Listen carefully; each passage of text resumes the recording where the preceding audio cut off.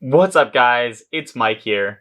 Have you been interested into getting into the remote control hobby, but you're not too sure where to start? Well, you came to the right place. In this video, we're going to be going over everything that you need in order to get into the RC hobby. So just a quick disclaimer, I'm going to be gearing this video towards RC cars or trucks that use brushless motors and LiPo batteries. Guys, if you want me to make another video just like this one on the less expensive end, like the brush motors and maybe nickel metal hydride batteries, let me know in the comments, and if we get enough people, I'll make one for you guys. But I do just have one favor for you before we get started. If you wouldn't mind, make sure you hit that like button. That way we can tell the YouTube algorithm to help out other people just like you who are trying to get into this hobby. Alright guys, now that that's out of the way, I'm going to be categorizing these to make these a little bit easier for you to understand. And then if you scroll through this video and scrub through the video, I'm going to put time slots for each different category. That way you could jump back to it if you get lost. All right, so the first thing that you're going to want to do is choose the right RC car for you. Now, there's so many different RC cars, and you could get an RC car that's made specifically for a certain terrain or for a certain driving style, such as, like, for example, like this Limitless as a road car. The main purpose of it is designed for street use. So personally, my best recommendation would be to get something that's very versatile. So you could drive on the dirt, on the road, you could go in the snow, you could go and do whatever you want with this car because you're just getting into this hobby. You don't really know exactly what you want to be doing yet. So get something that could do it all. I really like the Arrma 3S line as a starter car because all three of them are extremely fast. All three of them could go on the dirt, on the road. One of them's a trick car, one of them's a short course truck, and one of them's a buggy. But based on your type of driving style, you know, pick out which one's for you. But you really can't go wrong with any car in that line. And again, guys, let me know in the comments if you want me to make another video of maybe like the top 5 or top 10 cars that I would choose for 2021 of all different varieties. Alright, so moving on. Now that we got our car picked out, or now that we know what kind of car to look for, the next category is going to be getting your battery charger.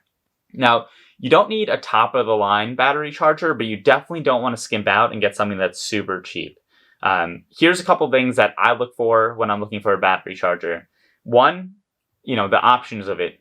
Some battery chargers have single, and they can only charge one battery, and some battery chargers are duo, and they could charge 2 batteries. I highly recommend grabbing a battery charger that could charge 2 batteries. It's going to save you a ton of time before and after you go out with this RC car. And the last thing you want to do is just spend all of your time charging these batteries up. That way, you can get out there and rip it for a longer time. The other thing that I look for is how many watts is this battery charger capable of putting out. I would recommend at a minimum 150 watts. Now, a charger that I would recommend, and I have 2 of these, I use them for all of my cars and for all of my applications, is this HTRC T240 Duo charger. So again, guys, it's got 2 leads for 2 different batteries. It's 150 watt, and I could put 125 of those watts to a single side at a time. But typically, I'll leave it at that 75-75 split. It's a great charger.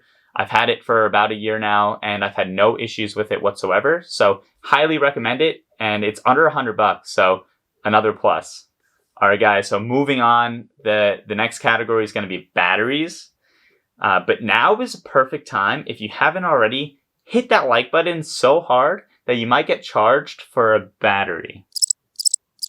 All right, that was pretty awful. I admit that. Maybe I'll cut this one out. I don't know.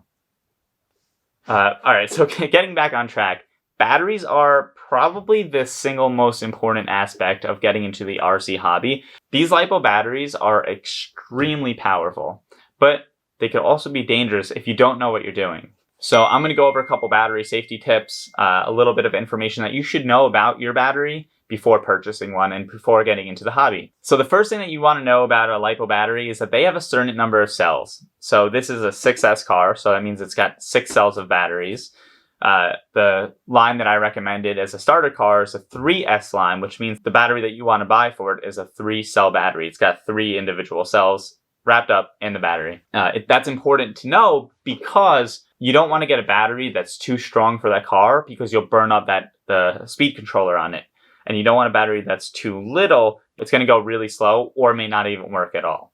So you want to be able to find whatever that car is rated for. You want to go out and get that specific battery. So as far as batteries go, I would highly recommend HRB as a quality, cost-efficient battery. I have a bunch of different types of batteries, but I've had HRB the longest, no issues whatsoever. All of my cells are perfectly balanced still, which shows that it's a good quality battery. My recommendation would be grab 2 batteries. I made the mistake of getting one at a time, and it is, one battery just never feels like enough. You want to have enough battery life to go out there and feel satisfied by the time you come back in, especially if you're going to be traveling 20, 30 minutes to use your car, even 10 minutes away when you're not home. And then the benefit of having that dual charger is you could charge them both and storage charge them both at the same time. Which brings me to my next point. Guys, every time you go out and you use these batteries, when you are done, put them on the charger, hit storage mode, and put them in storage mode. What that does is it brings each cell in the battery down to about 3.8 volts. Now that's going to be the safest voltage for this battery. If it's too high, it will degrade too fast, and if it's too low, it will degrade too fast. You'll ruin your battery if you do not do this, and you have a chance of potentially creating a fire, because if you leave the battery fully charged, what happens if the batteries degrade? They'll puff, and if they get too big, they'll pop, and next thing you know, you got a fire in your hands. The next safety tip would be to keep all of your batteries in a battery bag. Guys, these are not very expensive. You could get about 4 to 6 of these for under $20 or around $20. So I would highly recommend it. There is no excuse to not keep your LiPos in this bag. They're fireproof and they're going to do their job if something were to happen to that battery. So at a bare minimum, get these bags. All right, guys. So moving on to the last category, and that's going to be our tools. I'm going to keep this category pretty quick because it's pretty self-explanatory. If you have any questions, again, let me know in the comments. Reach out to me on Instagram. So the first thing is to get a good set of Allen wrenches. So I use MIP, and to have a quality set of wrenches means the world. These are kind of expensive. You could get cheaper brands, but I've had no problems with these, and you're going to strip way less screws. And nobody wants that problem, because in the future, when you go to use those screws again, you're going to have to grab a Dremel or something to be able to get that screw out. The next thing, I would get drivers. Again, these are MIP as well. And you can put these in your drill. It just makes things a lot quicker, especially for the longer screws. The next thing that I would recommend grabbing would be a soldering iron. It's a great skill to learn. And I actually made a video on how to solder on new battery connectors. So go check that out. It'll be either here or here. The next thing that you should have on you is blue Loctite. Some people run red. Red is annoying to get off. You have to put heat to it every time. But if you clean your surface with alcohol before you use the Loctite, you should never have a problem. The Loctite's going to be good for, and like the most common thing that you're going to be using this Loctite for would be your pinion gears. So if you want to change pinions, go a little bit faster, go a little bit slower, this is what you're going to be using. The last thing that I recommend grabbing would be a couple different variations of pliers. All right, so that's a wrap.